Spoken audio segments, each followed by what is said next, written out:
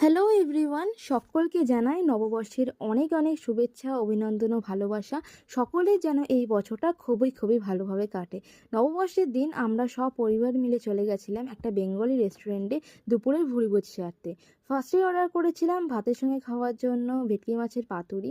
এখানে পাতুরিটা এবারে এতটা বাজে করেছে যে আশানুরূপ হয়নি। মানে মাছটা পুরো গ্রেভির সাথে একদম মিশে গেছিলো, তো মাছের কোয়ালিটিটা বোঝাই যাচ্ছিল না। তারপর অর্ডার করা হয়েছিল কাতলা মাছের পেটি, যেটা সত্যিই খেতে ভালো ছিল আর মাছটা অনেক বেশি ফ্রেশ ছিল। কাতলা মাছের কালিয়ার মধ্যে আমার পেটিটা বেশি ভালো লাগে। তারপরে অর্ডার করা হয়েছিল ইলিশ মাছের সর্ষে দিয়ে ঝাল। ইলিশ মাছটাও খুব ভালো ছিল। তারপরে অর্ডার করা হয়েছিল মাটন।